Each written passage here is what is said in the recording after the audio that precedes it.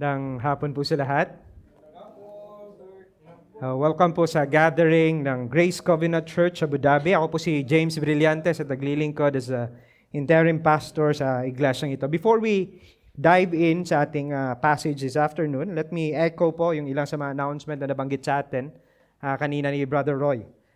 Una po para sa mga members, after po ng ating worship service, we will have our members meeting. Please grab coffee or snacks, then balik po tayo sa hall na ito so we will begin and start po yung ating family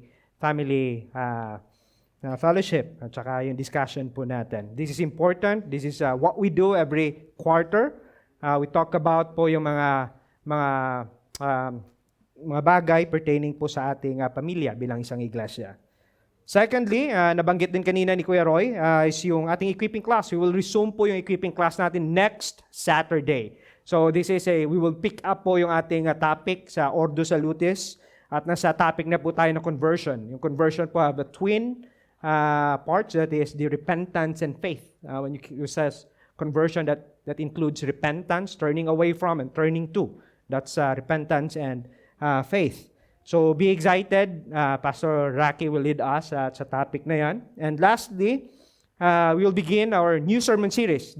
This is a continuation. Kumbaga, kadugtong siya ng 1 Timothy. Second, we will discuss starting next month, yung 2 Timothy, which we entitled The Final Charge. This is the last letter na ibinigay ni Paul sa young pastor na si Timothy.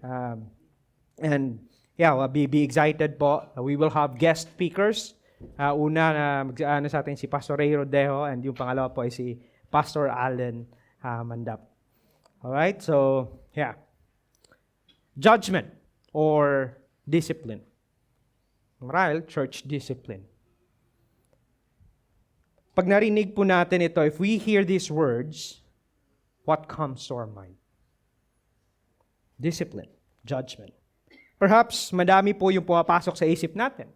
Marahil, ilan po dito ay ang makatagang, it's unloving. It's unfair. Perhaps inhuman. Marahil we view those who practice and observe this as self-righteous. Hindi po ba? Judgmental. They are confrontational. Who are you to say that to me? O sino ka ba? Bakit mo papakailaman yung buhay ko? Marahil, ito din yung karaniwang sagot o responses na nakuha ni Prophet Hosea as he continued to minister to the northern kingdom or yung Israel. As through him, God confronts po yung mga tao na ito, through kay Prophet Hosea, confronts them of their infidelity, of their unfaithfulness, of their whoredom, laban sa kanilang Diyos na si Yahweh as them as His covenant people. And as God will continue to confront Israel, He will also unpack yung kanyang redeeming love towards them. And He is now about to reveal to them His judgment o yung kanyang discipline.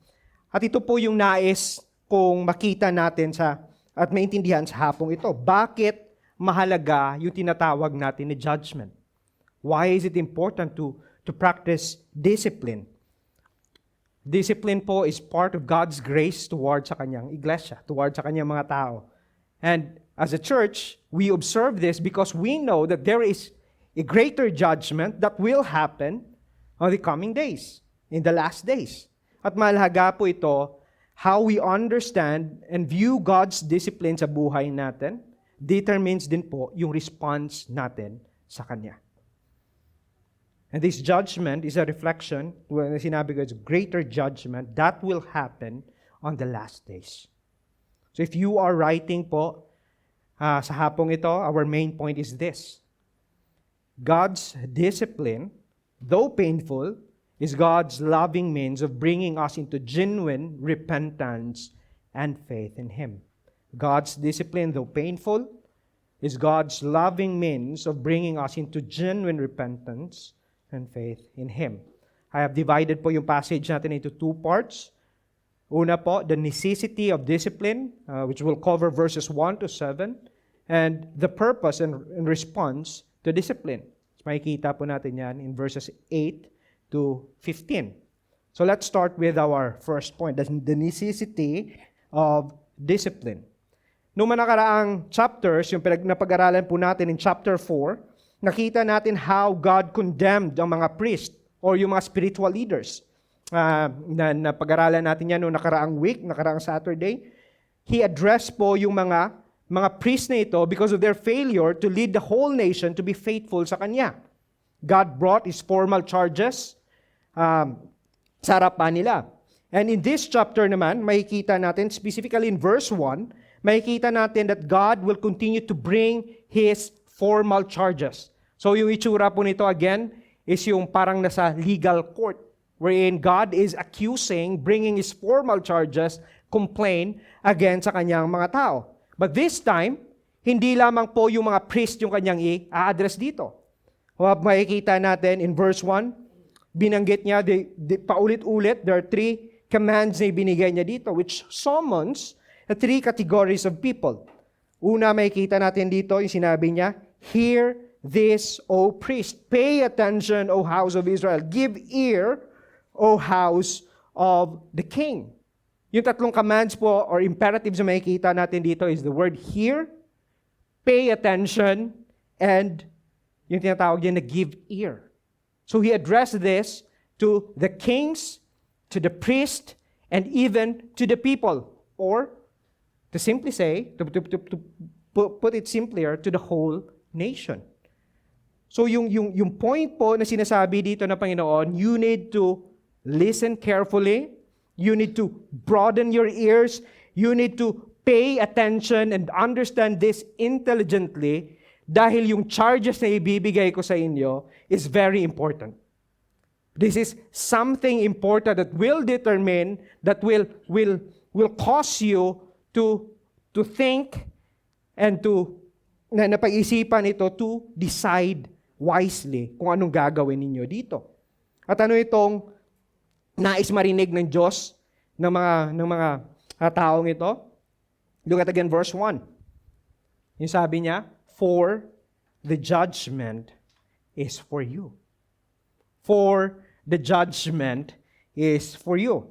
Ang judgment po na nabanggit dito is not arbitrary or sinasabi po natin na random lang, based lang sa may emotion or result ng anumang pag-heighten ng isang emotion. No. Yung judgment po dito is the result of Israel's and their spiritual leaders and political leaders' failure sa pag-keep ng covenant nila sa Panginoon. They are God's people. God entered into fellowship sa kanila. They are His possession. And yung judgment dito is nakabase doon sa kanyang relationship sa kanila. Sa kanyang agreement sa kanila, sa kanyang loving relationship bilang asawa niya and siya as their husband. We can read yung mga curses na ito that will come to Israel if they fail to keep God's commandment in Deuteronomy 28. If you remember, before they enter yung land of covenant, God gave them yung blessing tsaka yung curse. That if they will obey God, God will bless them. But if they will disobey Him, lahat ng mga curses will come upon them. At ito yung sinabi niya in Deuteronomy 28. I'll read a few verses. Verse 15 and 62 and 63. Ito yung sinabi niya sa verse 15. But if you will not obey the voice of the Lord your God, or be careful to do all the commandments and His statutes that I command you today, then all these curses shall come upon you and overtake you. Deuteronomy 28, 62 to 63, ito naman yung sinabi niya. Whereas you were as numerous as the stars of heaven, you shall be left few in number, because you did not obey the voice of the Lord your God. And as the Lord took delight in doing you good and multiplying you, so the Lord will take delight in bringing you ruin upon you and destroying you. And you shall be plucked off the land that you are entering to take possession of. I see yung commitment ng Diyos dito. And yung command niya, if you obey or if you fail to obey these things, these curses will come upon you. And this is what happening sa verse 1 pa lang. God is bringing His charges based on their covenant. So ang priest po ay isang naatasan to teach God's word sa mga tao. While ang mga kings naman are tasked to maintain justice, to apply yung law, and to bring the people in obedience sa law na ito. Ngunit makikita natin na sa halip na ito yung gawin nila, ay naging halimbawa pa sila or they lead the people in disobedience sa Panginoon. So Yahweh summons them to listen, to understand na ang kasalanan na ginawa nila ay napakalaki. And this is a good reminder po sa atin, mga kaibigan.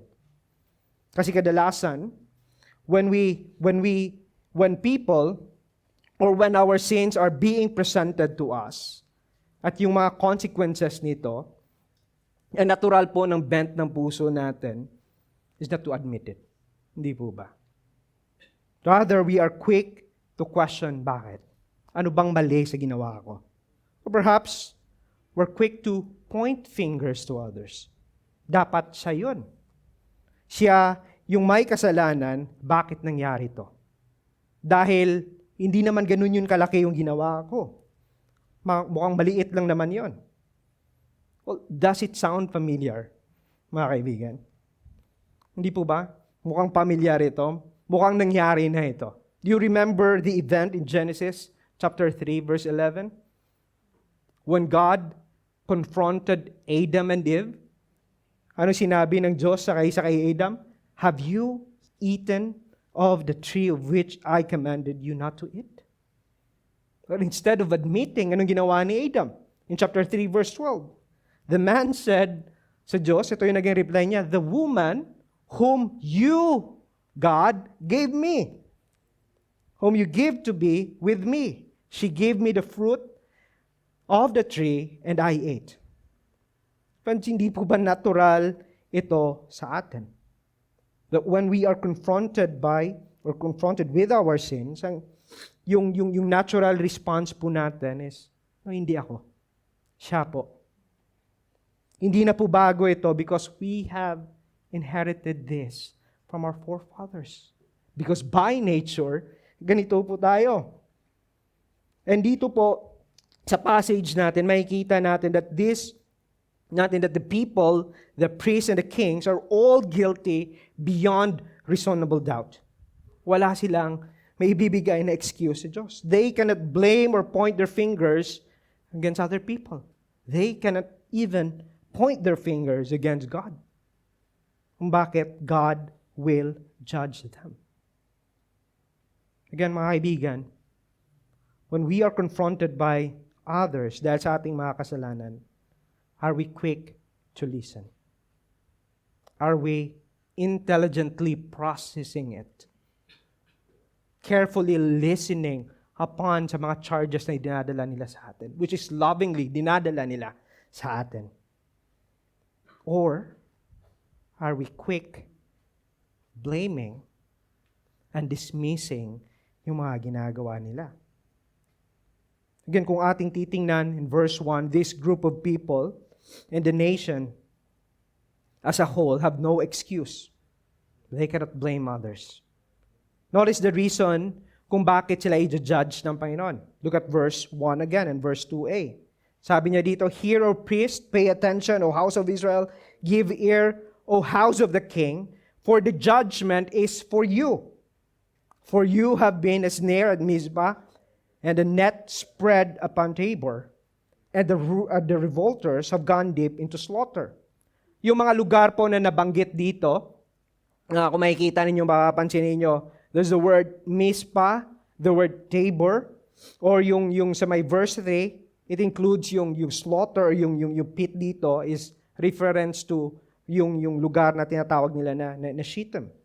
So lugar po na nabanggit dito are both historical and important po na mga sites where their forefathers worship and consult God for their military campaigns.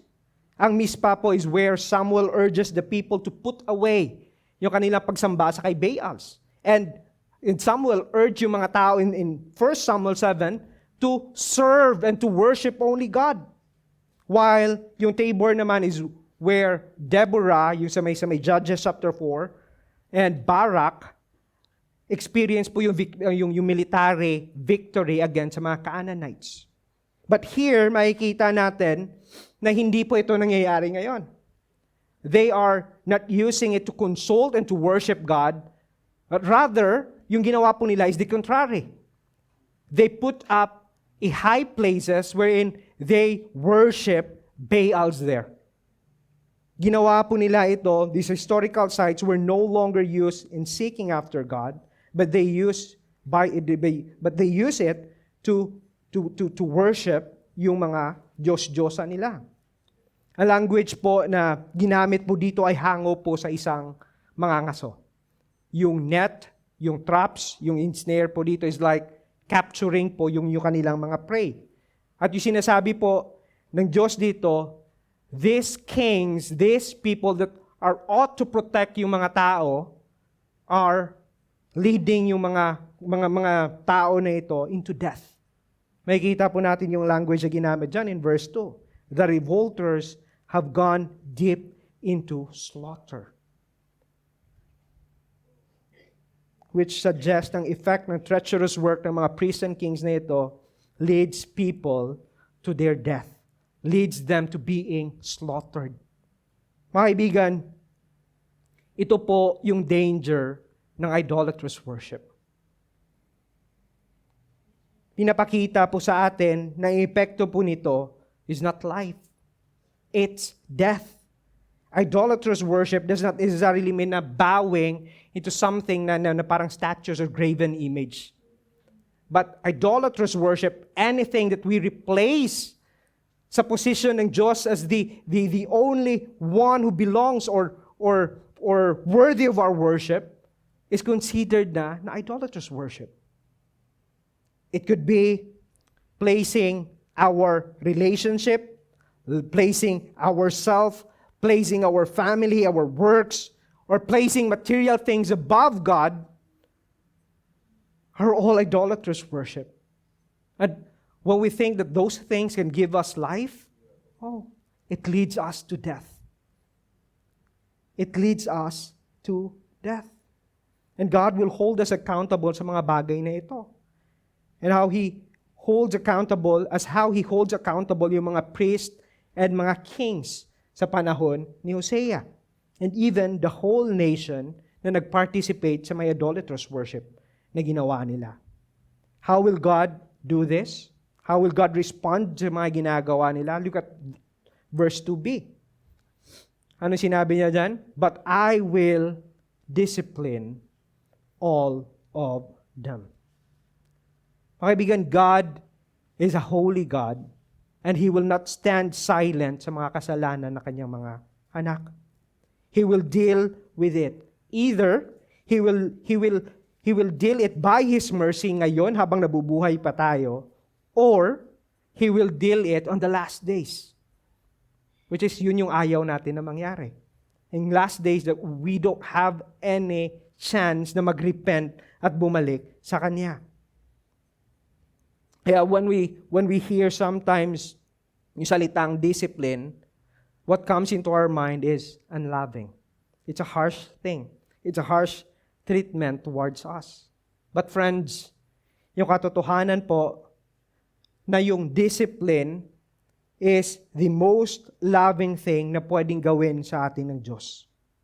Or if you are part of a healthy church, that's the most loving thing na pwedeng gawin sa iyo ng iyong kapatid sa Panginoon. Because this gives us a chance to repent and to return to God. Yes, discipline is painful. Which is ito po yung ibig sabihin ng salitang discipline po dito sa context na to. It is a corrective discipline na gagamitin ng Diyos towards Israel using painful means to correct their bad behavior. Kung ikaw po ay isang magulang, alam niyo po yung ibig sabihin ng disiplina. If you are exercising yung discipline, minsan, it would come into a corrective discipline that you need to use yung tinatawag natin na rod. Hindi po ba? Alam na alam po natin ito.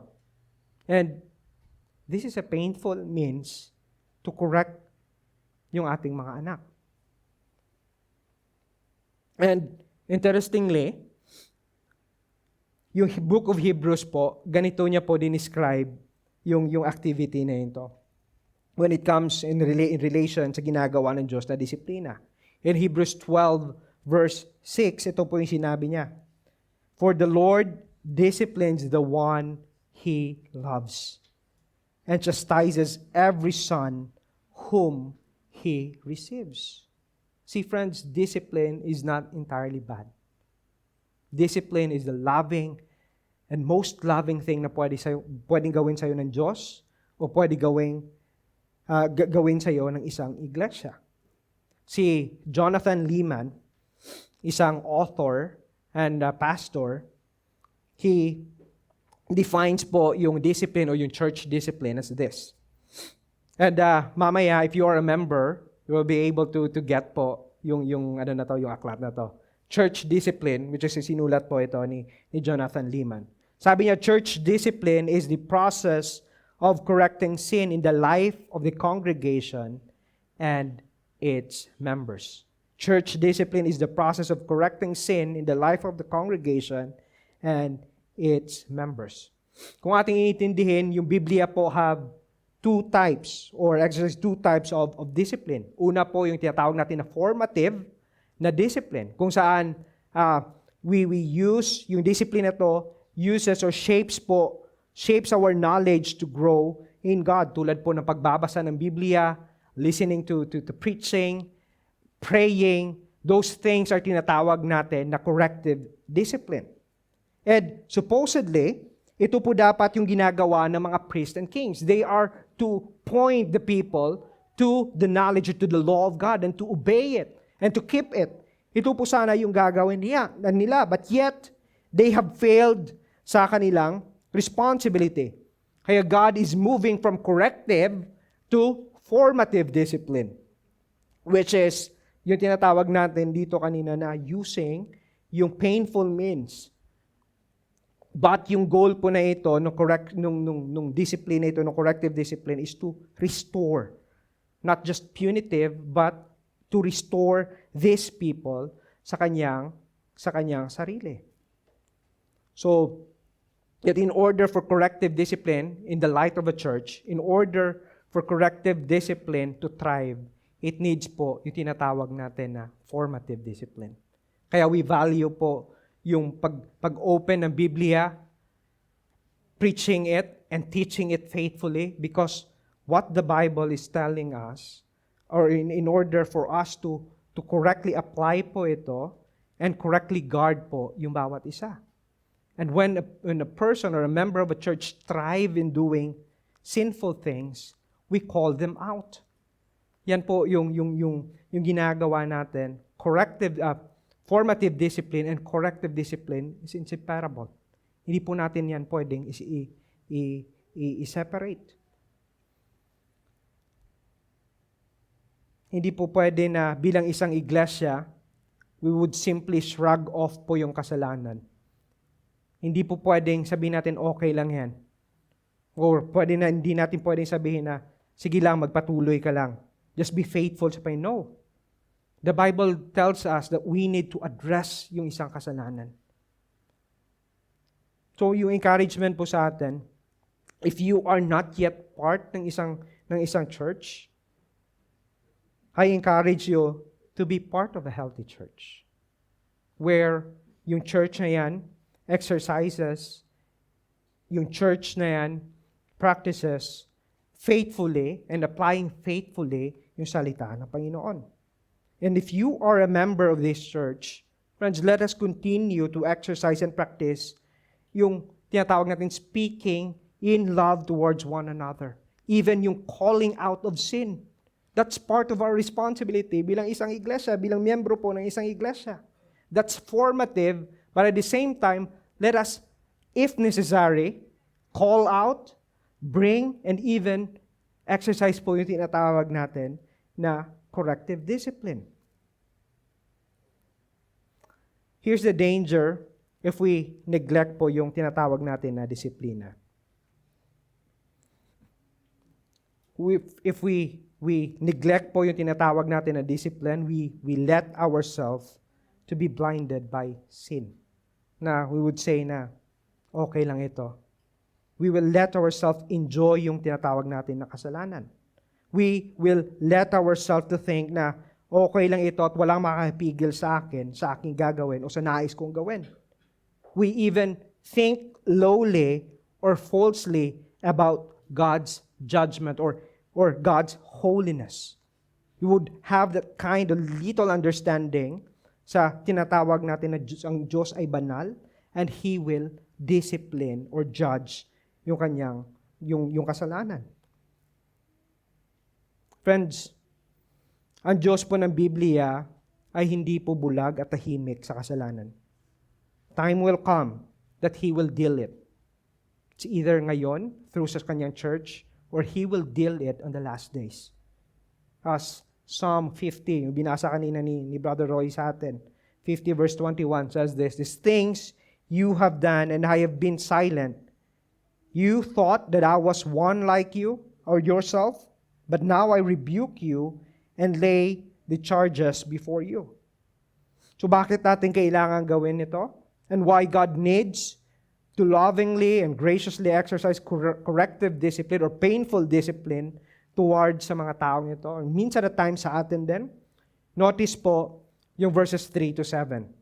Makikita po natin dito how deeply seated and blinded ang mga tao nito sa kasalanan. Verse 3 and 4, sabi niya dito, "I know Ephraim and Israel is not hidden from me. For now, O Ephraim, you have played whore. Israel is defiled.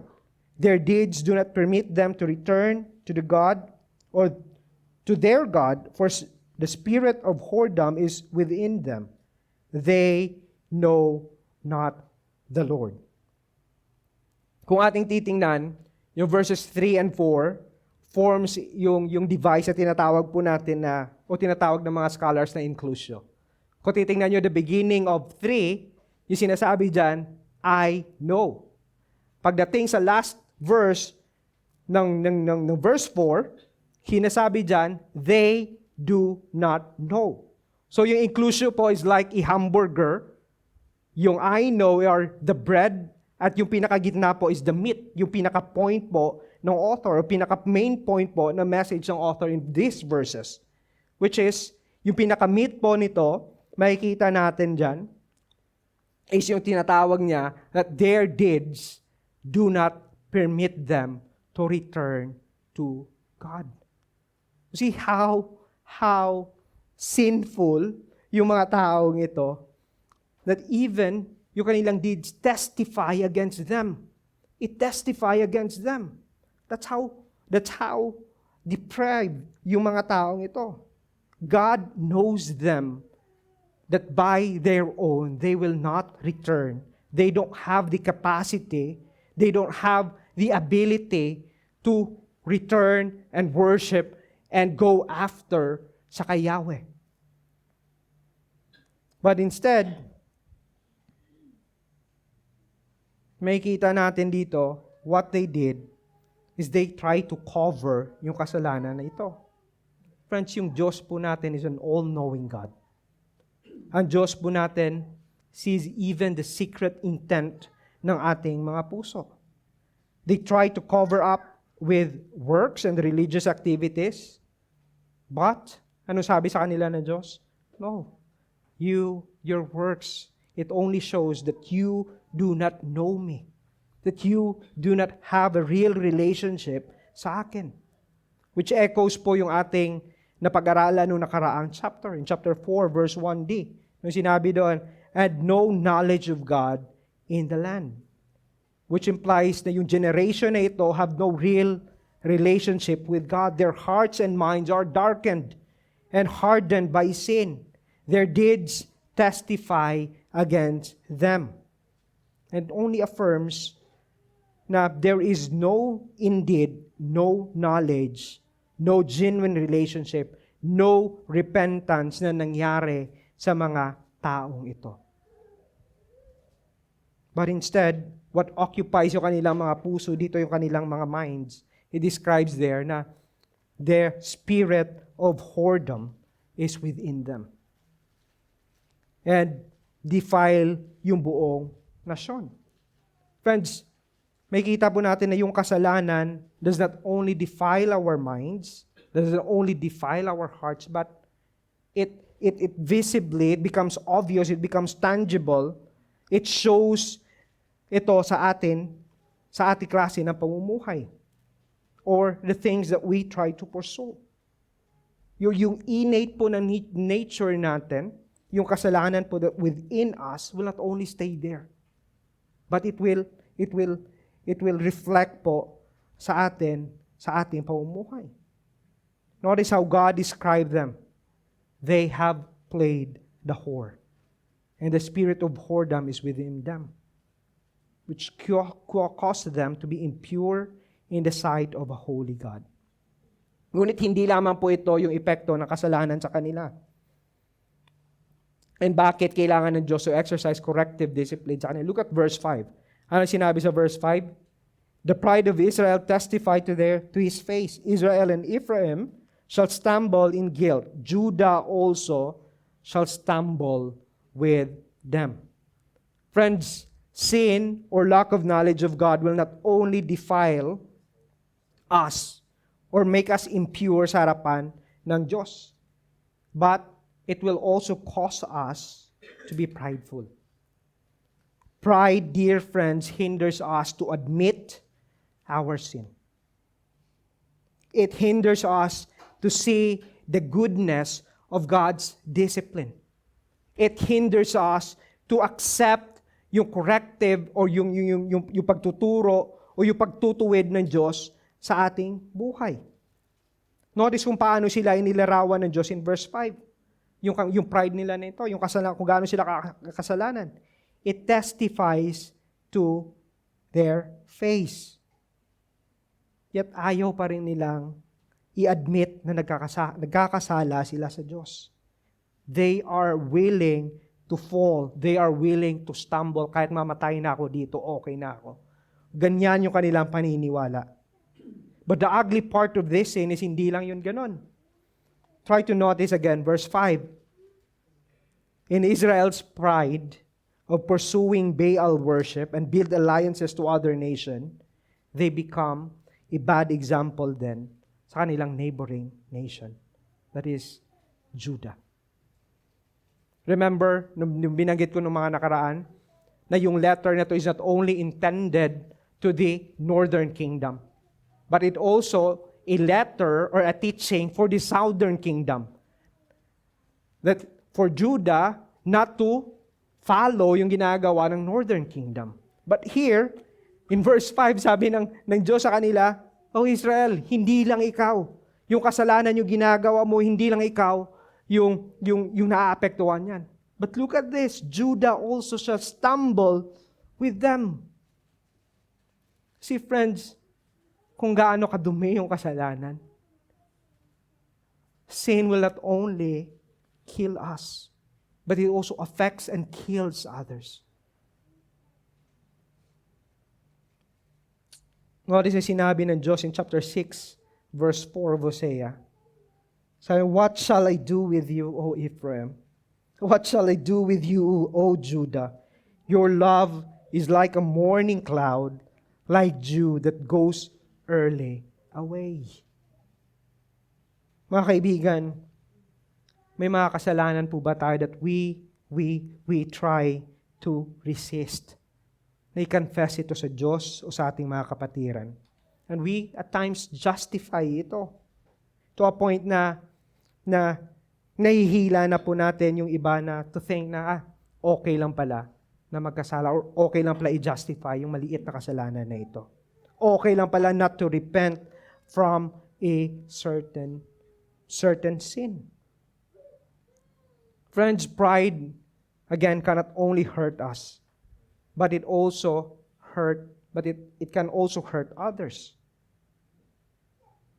Ngunit meron pang mas malala po dito. malalang epekto po ng kasalanan.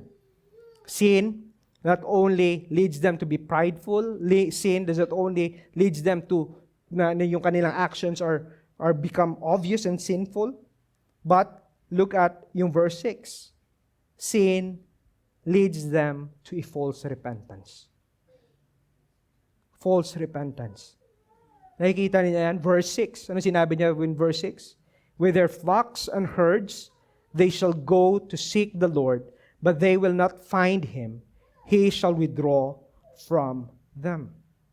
Nakita ba? Instead of repenting from their sins, these people try to please God with their offerings, bringing flocks and herds to make sacrifices, burnt offerings to seek God and make a peace with Him. Yet makikita natin dito that there is no amount of sacrifices, no amount of burnt offerings, no amount of good works can bribe a holy and just God. Hindi po yung pagtulong natin sa ating pamilya, paggawa na mabuti sa ating opisina o sa mga kapitbahay po natin, can outweigh yung wrath ng Panginoon laban sa ating mga kasalanan. And instead of God of receiving their sacrifices, anong ginawa ng Diyos? God withdraw His favor, Himself sa kanila. Meaning God will not accept yung kanilang mga ginagawa. Hindi po ba minsan, mga kaibigan, ganito din tayo? Minsan when we commit sin, we try to outweigh it with our good works. We try to keep ourselves busy with ministry, serving the church, giving to the poor, try to behave and to show that we have repented from our sins in hopes that we would win the favor of people around us, and most especially to win the favor of God. But friends, biblical repentance po is not only showing that we are good. Biblical repentance po is more than wailing and crying. Biblical repentance po is not just saying na, I have sinned. And not being backed up with our actions. Biblical repentance starts from within. And it shows, it manifests po sa ating buhay, which leads us to owning of our sins. It leads us of confessing of our sins to God and to our brothers and sisters, or in the church. Yan po yung tunay na biblical na repentance. Si Sam Storm, isang theologian and author, defines po yung repentance as this. Sabi niya, true Christian repentance involves a heartfelt conviction of sin, a contrition or sorrow over the offense to God, and turning away. You see that? Turning away from a sinful way of life and turning towards a God-honoring way of life. Mga kaibigan, ito po yung tunay na repentance. It's more than saying words or babbling words. It's more than offering yung strength natin o magagawa natin sa iglesia o sa ibang mga tao. Biblical repentance calls us to a God-honoring life. Turning away from a life that is sinful, a life that is not right in the sight of a holy God, and living an obedient life sa Kanya. Mga kaibigan, again, yung tunay po na pagsisisi, that's simply rethinking ng ating relationship sa Diyos at sa kasalanan.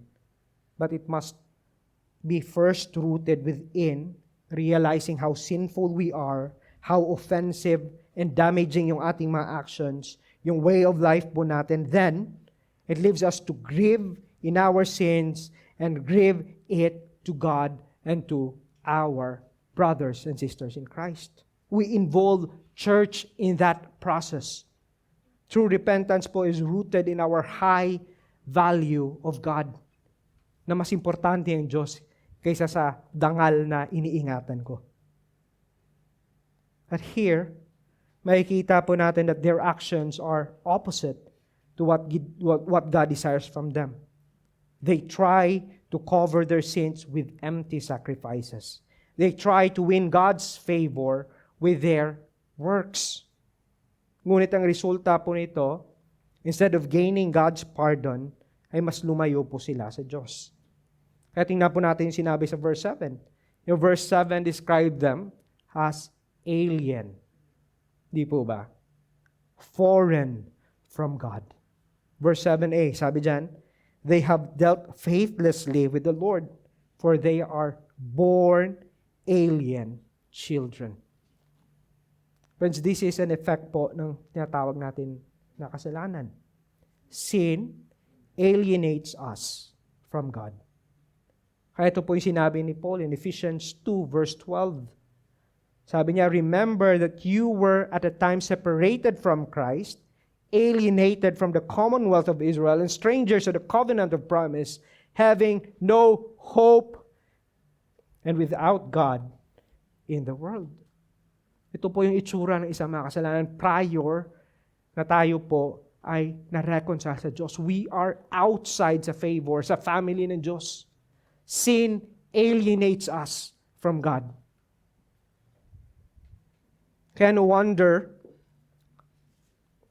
why they treat God treacherously or faithlessly by flooding Him with their sacrifices. But notice yung effect po ng kasalanan dito. They were too blinded, and in their blindness brings them na papalayo sa Diyos. Yung verse 7 po ends with an obscure statement ng judgment dito. Sabi dito, now the new moon shall devour them with their fields. Yung new moon po is isa po sa mga festival or feast na ino-observe ng mga Israelita. Sa panahon po na ito, ang yung new moon po ay yung beginning of the month wherein the people bring their offerings, their sacrifices, their burnt offerings to God as part ng kanilang worship.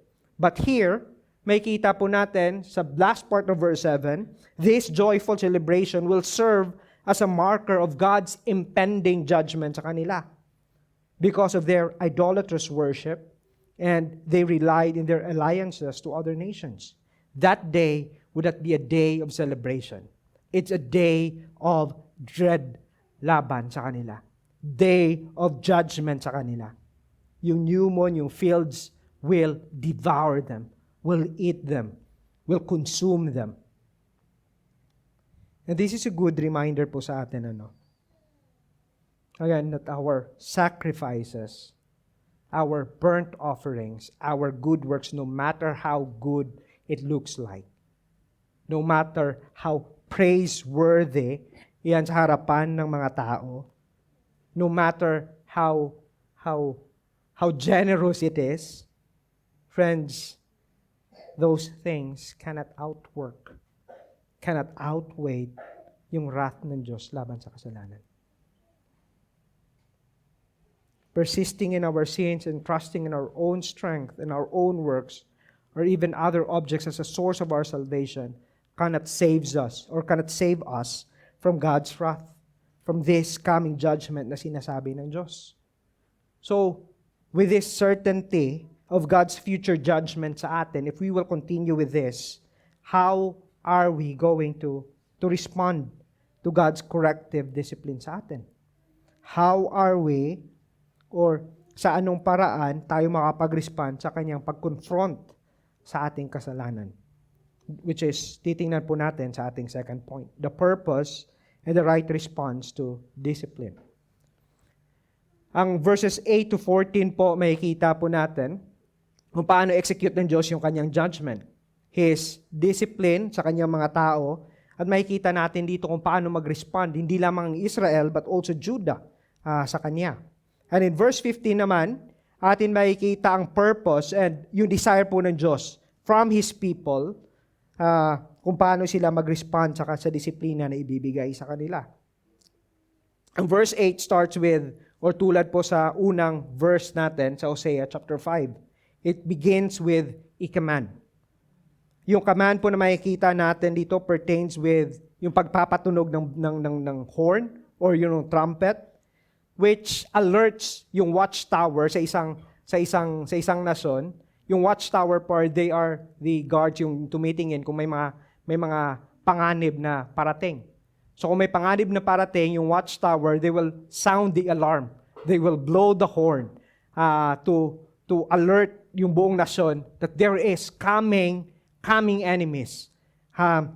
Imminent na battle or anticipation ng battle.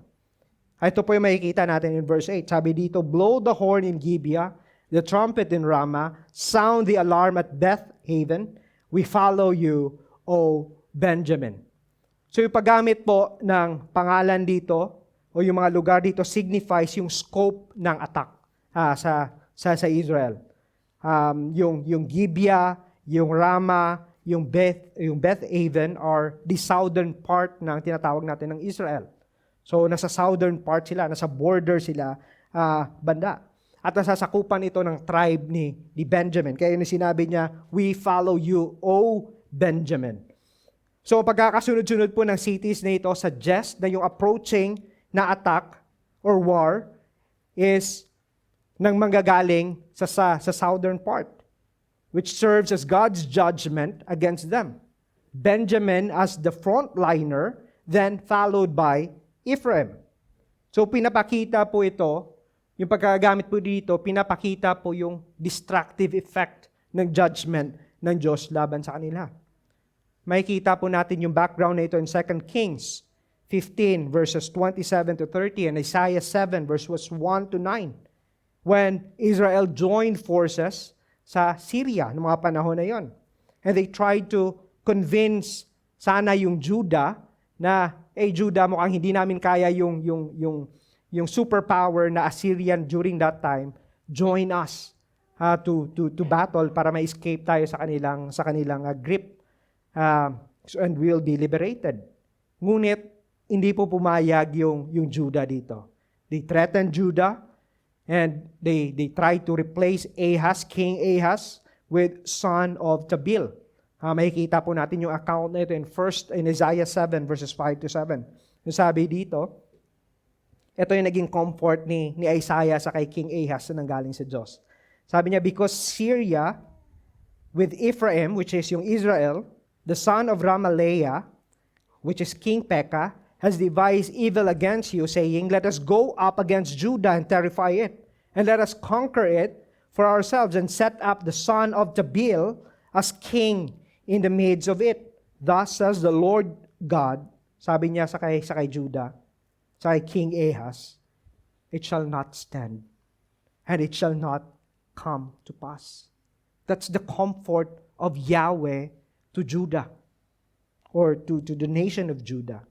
Yet, despite of this promise na nanggaling sa Diyos through sa kay Isaiah, even Judah, like their neighboring nation Israel, their brother, they too failed to trust God. They ignore God. And instead, they seek alliance sa Assyria, superpower, kung saan yung plano na atakihin ng Syria at saka ng Israel. But God gave them up sa bagay na yon. Assyria attacked Israel. They were defeated. And when they were weak, ito naman yung ginawa ng Judah, which is your verse 9. Sabi niya, Ephraim shall become desolation in the days of punishment. Among the tribes of Israel, I will make known what is sure. So while they were weak, yung Judah inatake nila yung Israel, which caused them to be like a devastated, desolation or a ruined place. But I want us to observe yung sinabi po dito, kung sino po yung nag-permit sa mga bagay na ito na nangyari. Try to notice how definite yung pagkakalarawan ng Diyos sa araw na mangyayari na to. Nakikita po natin yan. Sabi niya, how he described, Ephraim shall become a desolation in the day of punishment. Hindi po sinabi ng Diyos that that is an unfortunate day na mangyayari sa kanila. But, yung pagkakadescribe po ng Diyos, it is a day of punishment. It is a day of punishment. You see, friends, God allow and can use even the evil acts of Judah to accomplish yung kanyang will. That is, yung sinabi niya kanina na He will discipline, He will judge yung nation na ito. Let us be clear, hindi ko po sinabi that God created yung evil, nor authored yung evil. Hindi po. But He can use evil, even evil, yung intention po ng Judah and actions po ng Judah to accomplish His will for His glory. May kita po natin na James affirms this. Sinabi niya, God cannot be tempted with evil and He Himself tempts no one. Yung Ligonier po, ito po yung sinabi ng Ligonier when it comes sa subject na ito.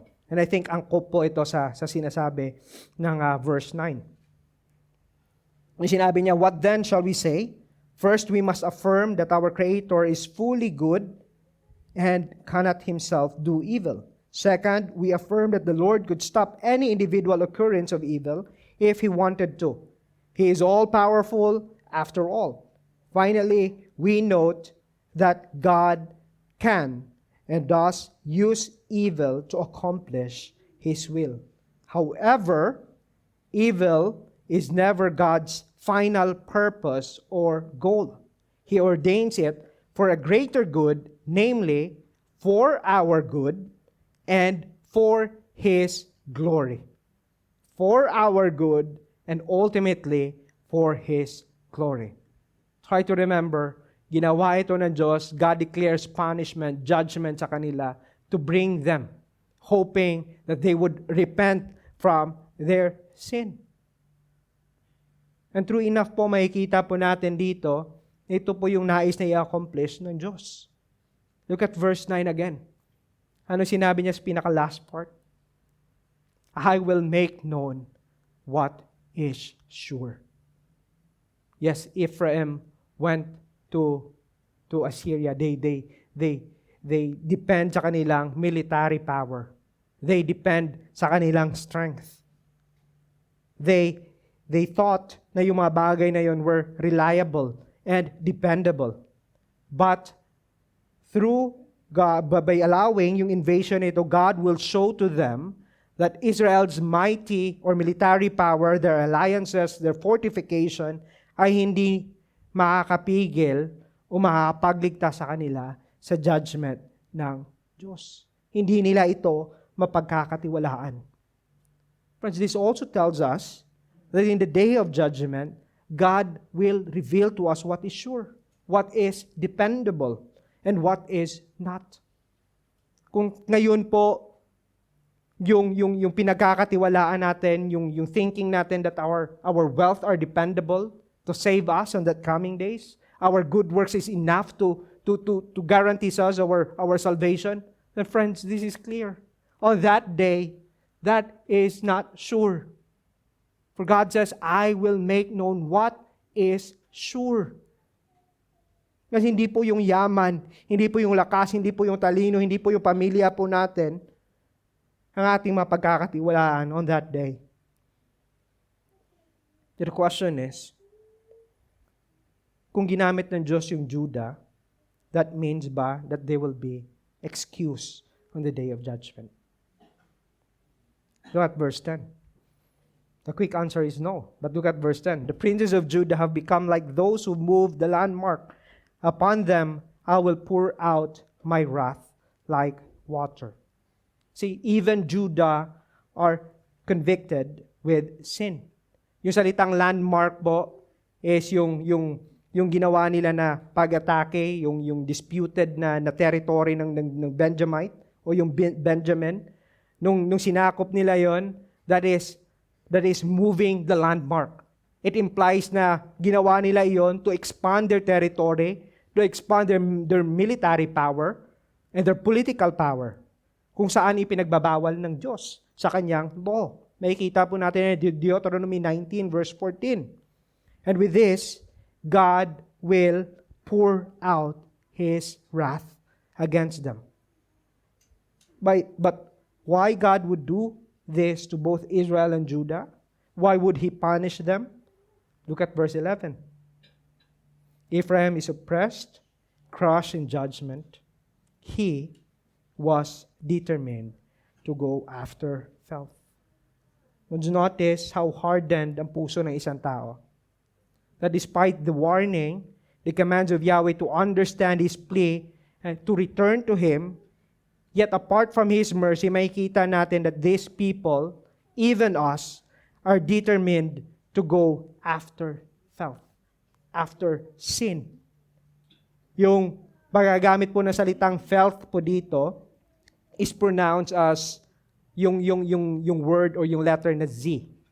Kung saan yung pagkaka-pronounce po nito, yung nakalabas yung dila mo. Parang ganun po siya. Which implies na yung salitang ito simply means nonsense. Ganito po yung pagkakakalarawan ng filth dito no kasalanan. Filth. Friends, this is how sinful we are. That even in the midst of God's discipline, we are resolved to go after nonsense. We are resolved to exchange yung sweet reunion natin sa Diyos with empty things. With yung fullness of life with Him, with foolishness of life apart from Him or without Him. Let's try to think about this. If God would not exercise yung punishment niya sa atin, yung judgment niya, yung discipline niya sa atin in this lifetime, let's try to think, what would be our outcome on that day?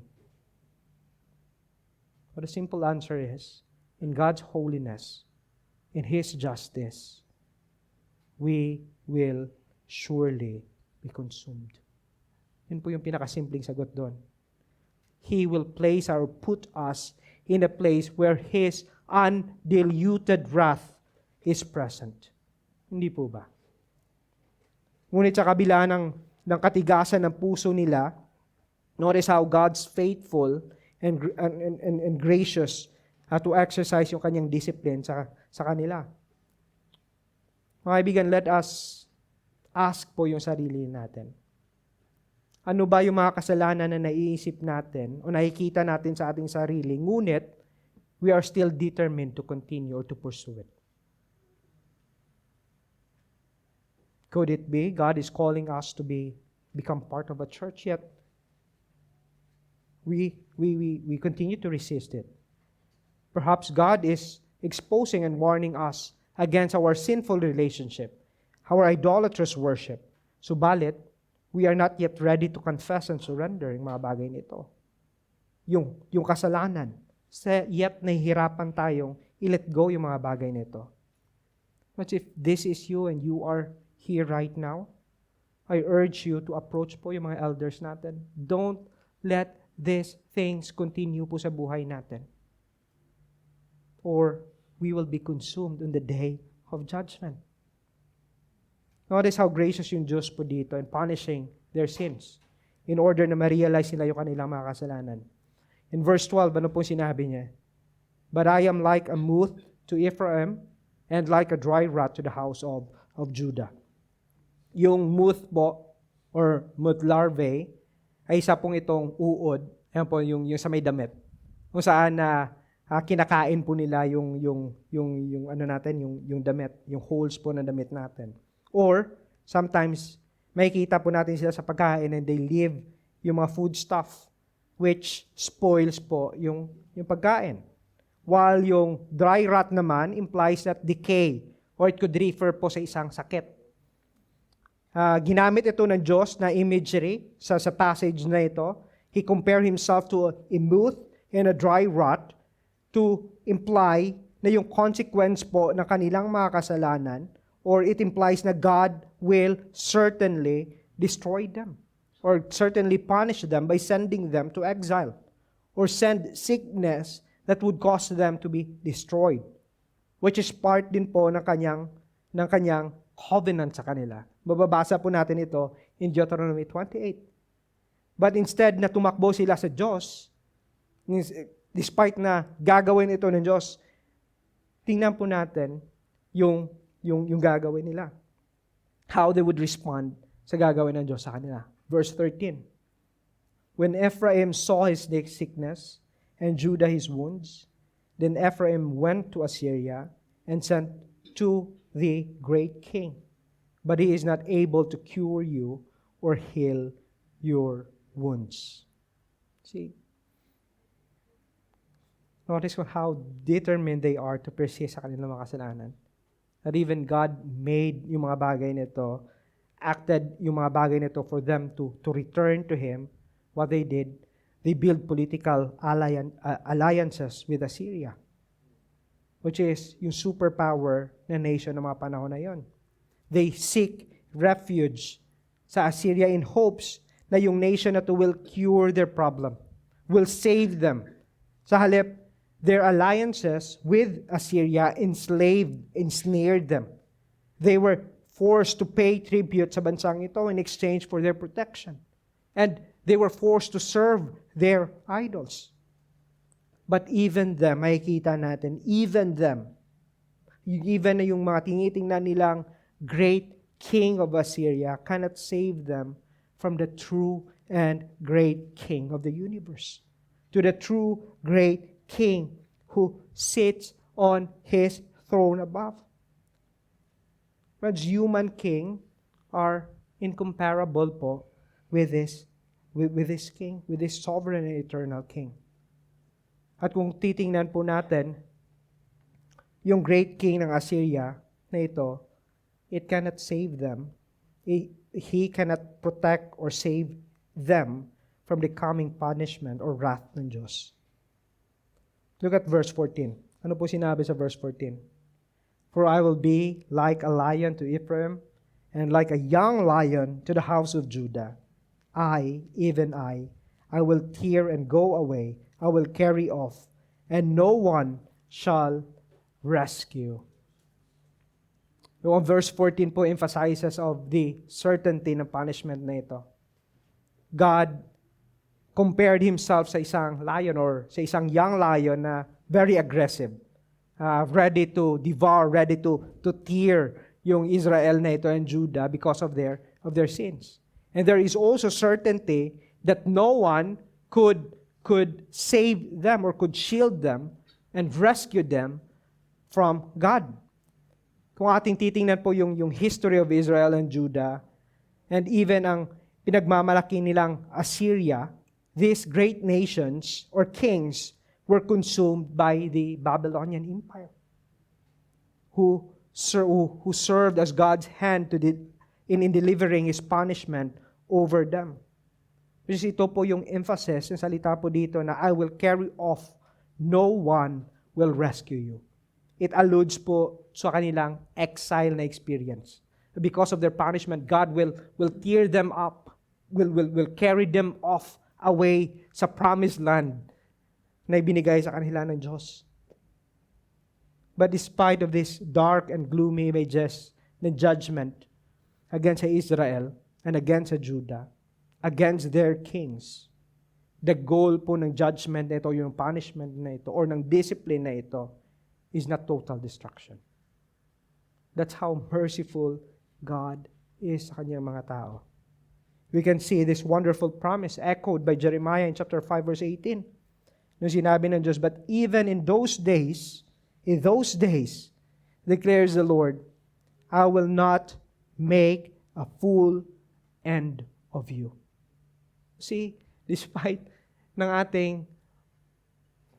pamumuhay natin sa kasalanan, try to think about it. Bakit hindi ka pa kinukuha ng Diyos? It could be, pwede niya nang gawin yun. Even at this very moment, He could. And He can because He is sovereign.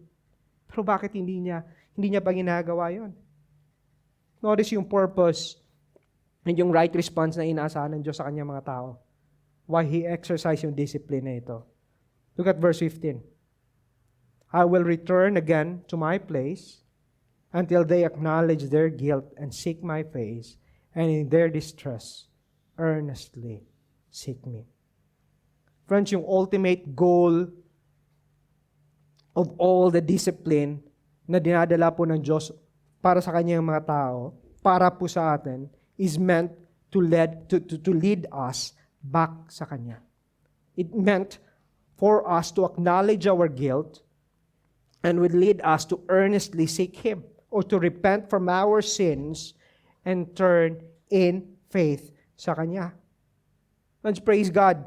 Kung titingnan po natin yung verse 15, praise God na hindi po nagtapos sa sinabi ni Yahweh o ng Diyos sa mga tao na ito and para sa atin, that I will return to my place and wala na. Hindi po nag-end yung verse 15 doon. God did not abandon us. He did not leave us in our sins without hope. Praise be to God na kung makikita po natin dito, God is still hoping that we would seek. But again, we cannot do that because by our own, we are sinful by nature. But this holy and righteous judge sent His Son, was born of a virgin, a fully God and a fully man, who lived a perfect life, a life that none of us could, and died the death that we deserve. Upon Him was laid the chastisement, the discipline, the punishment that was right, that we rightly deserve. But God, because of His mercy and His grace, He did not lay yung chastisement, yung discipline na yon, yung punishment na yon upon us. But He laid it to His Son, our Lord Jesus Christ, on the cross. As Isaiah 53 verse 10. Look at this language in Isaiah 53 verse 10. It was the will of the Lord to crush Him. It is His will. It is His idea. It is His plan before the foundation of time. God did not leave us in our sin, but He sent His Son to die on our behalf. Friends, that's the message of the gospel. This is the message of Isaiah chapter 5. When on the cross, Jesus shed His blood for the remission of our sins and satisfy the undiluted wrath of God against rebellious and idolatrous people such you and I. Jesus was buried, but on the third day, He was raised from the dead, a symbol na a holy God, a wrathful God against a sin or sinful people and their sin was satisfied by this God-man. Jesus ascended back to heaven, returning in His place of glory, mediating us to the Father as our great high priest and a great king. See, this great king and priest during Hosea's days failed to lead these people back to God. But this king and great priest who died on our place lead us back in a full reconciliation sa ating Diyos. Friends, if you are here, sa tingin mo, wala ka pang relasyon sa Diyos na ito, mga kaibigan, this gospel about Christ, life, death, and resurrection is your only way to escape yung greater judgment na paparating. He is the great King that you can depend on. He is a great King who can save you from eternal judgment to come. So I urge you, if you are here at wala ka pang relasyon sa Diyos na ito, I urge you to turn away from your sins and turn to Christ as your Savior. Later on, we will have yung wonderful privilege po dito to commemorate and remember po po ito through sa communion. How God, through Christ, has welcomed us back sa Kanyang table. As once alienated, strangers sa Kanyang table, He welcomed us back. That is the essence po ng communion. But on the other note, reflecting po on the purpose of the images and truth of God's judgment, of His punishment and discipline, this also encourages us to be faithful bilang isang iglesia in exercising biblical discipline. In exercising church discipline. As a loving means na pinoprovide po sa atin ng Diyos bilang isang iglesia. He urged us to help one another, guarding one another against sin. Helping one another to kill sin and to plead with those who are blinded by sin in hopes that they too will return to Christ. To help us see the beauty po ng biblical discipline or church discipline, let me share to you quickly yung purpose na ito according sa kay Jonathan Leeman. Sabi niya yung church discipline, of course these are taken from the scripture. Yung purpose po ng church discipline, it aims to expose sin. So nakita po natin yan kanina sa verse 1. God summons them, charging them yung kanilang kasalanan. It aims to warn them. Yung pangalawa po. Yung pangatlo, it aims to save. It aims to protect and aims to present a good witness for our Lord Jesus Christ. And I hope that this would be a compelling reason why we need to continue to exercise, to practice, and then to be part of a healthy church na gumagawa nito. Again, God's discipline, though painful, is God's loving means of bringing us into genuine repentance and faith in Him. That's our main point. Let us pray. Oh, Father, we praise You for You did not leave us in our sins. But by Your grace, You have offered us reconciliation through Your Son, our Lord Jesus Christ. Dalangin po namin that this will encourage us to be faithful to You. And dalangin din po namin for those na wala pa ho sa Inyo, that the message that was preached would cause them to turn away and to see the beauty of Christ and to run to Christ for their salvation. In Christ's name we pray. Amen.